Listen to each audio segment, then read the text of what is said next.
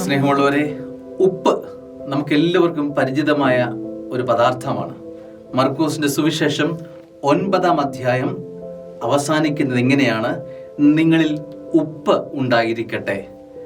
രുചി പകരുന്ന പദാർത്ഥമാണ് ഉപ്പ്. സ്നേഹമുള്ളവരെ, ജീവിതത്തിൽ രുചി പകരാൻ കഴിയുക, സ്വാദ് പകരാൻ കഴിയുക, അതൊരു വലിയ കൃപ തന്നെയാണ്. നീ ഒരപ്പനായിരിക്കാം, അമ്മയായിരിക്കാം, സഹോദരനായിരിക്കാം, മകളായിരിക്കാം, മകളായിരിക്കാം.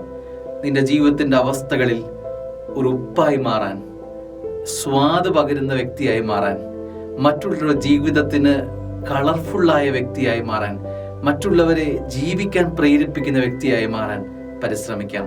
ഉപ്പൊരു ചെറിയ പദാർത്ഥമാണ്, ലളിതമായി അതിനെ കാണണ്ട. എന്നാൽ ഉപ്പിൻ്റെ ഗുണങ്ങൾ ഉണ്ടാവുക അതൊരു വലിയ അനുഗ്രഹം തന്നെയാണ്. നിങ്ങളിൽ ഉപ്പ് സമൃദ്ധമായി ഉണ്ടാവട്ടെ. ആമേൻ.